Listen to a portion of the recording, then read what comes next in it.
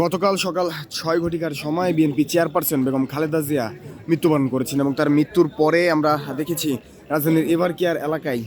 কিন্তু বিএনপির বিভিন্ন অঙ্গ সংগঠনের নেতাকর্মী যারা রয়েছে তাদের যে শোকাবহ দৃশ্য সেটি কিন্তু চোখে পড়েছে এবং আজকে দুপুর ২টার সময় কিন্তু বেগম খালেদা জিয়ার যে জানাজা সেটি কিন্তু মানিক মিয়ায় দক্ষিণ প্লাজায় অনুষ্ঠিত হবে এবং সেই জানাজাকে ঘিরে মানিক মিয়ার যেই সড়ক রয়েছে বা মানিক মিয়া এলাকায় কিন্তু দেশের বিভিন্ন প্রান্ত থেকে বিএনপির বিভিন্ন অঙ্গ সংগঠনের নেতাকর্মী যারা রয়েছে তাদের আনাগোনা লক্ষ্য করা যাচ্ছে এবং সেই বিষয়টিকে মাথায় রেখে এই মানিক মিয়া এভিনিউর যে প্রবেশদ্বারগুলো রয়েছে এই সড়কগুলো রয়েছে সব সড়কে কিন্তু বাড়তি নিরাপত্তা নিশ্চিত করার জোরদার করা হয়েছে। যেমনটি দেখছেন ঠিক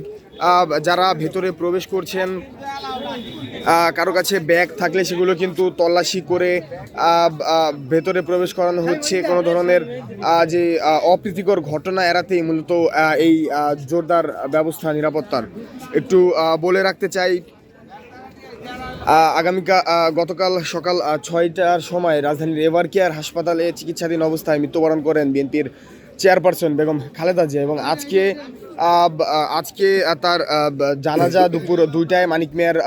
সংসদ ভবনের যে দক্ষিণ প্লাজা রয়েছে দক্ষিণ প্লাজা এবং সেই জানাজাকে ঘিরে দেশের বিভিন্ন প্রান্ত থেকে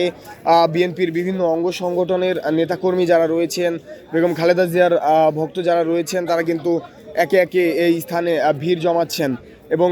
বেলা বাড়ার সঙ্গে সঙ্গে নেতাকর্মীদের যে ঢল সেটি কিন্তু লক্ষ্য করা যাচ্ছে এবং সেই ঢল সামলাতে এবং নিরাপত্তার বিষয়টিকে মাথায় রেখে কিন্তু মানিক মিয়া এভিনিউর প্রবেশের যেই গেটগুলো রয়েছে সব গেটে কিন্তু বাড়তি নিরাপত্তা আর যে জোরদারের যেই বিষয়টি সেটি কিন্তু করা হয়েছে এবং আমরা দেখছি বাংলাদেশ পুলিশ সদস্য যারা রয়েছে আইন পুলিশ সদস্য যারা রয়েছে তারা কিন্তু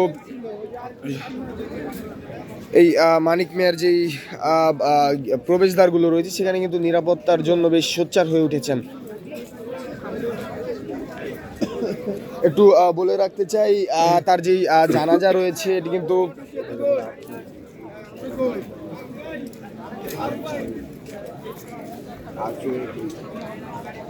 একটু বলে রাখতে চাই বেগম খালেদা জিয়ার জানাজা ২টার পরে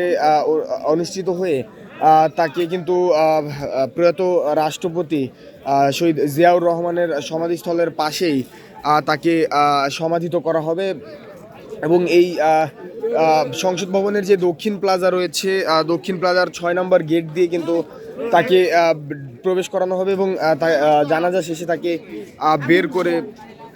নিয়ে যাওয়া হবে। যেমনটি দেখছেন ঠিক খামারবাড়ির যে মোড়টি রয়েছে সেই মোড় থেকে কিন্তু আপনাদেরকে যুক্ত করেছি এবং একটু দেখাতে চাই এখানে যারা আসছেন সন্দেহভাজন মনে হলেই কিন্তু তাকে তল্লাশি করা হচ্ছে এবং নিরাপত্তার যে বিষয়টি রয়েছে নিরাপত্তা কিন্তু বেশ জোরদার করা হয়েছে।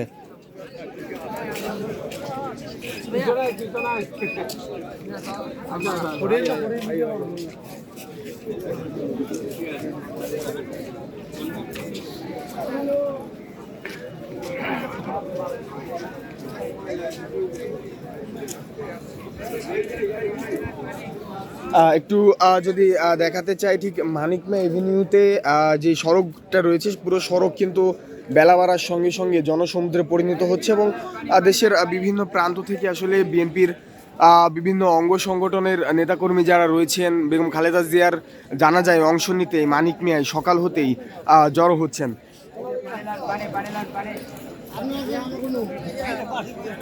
এবং যদি বলে রাখতে চাই আজকে সকাল ৯টা নাগাদ বেগম খালেদা জিয়াকে এভারকেয়ার হাসপাতালের যে হিমঘর রয়েছে সেখান থেকে কিন্তু বের করে নেওয়া হয়েছে এবং তার যেই যাত্রার যেই রুট সেটি যদি বলতে চাই এভারকেয়ার হাসপাতাল হয়ে তার যেই বাসভবন রয়েছে ফিরোজা হয়ে কিন্তু এই মানিক মিয়া এভিনিউতে নিয়ে আসা হবে এবং মানিক মিয়া এভিনিউতে জানাজা শেষে তাকে কিন্তু জিয়া উদ্যান রয়েছে প্রয়াত রাষ্ট্রপতি জিয়াউর রহমানের সমাধিস্থলের পাশেই কিন্তু তাকে সমাধিত করা হবে।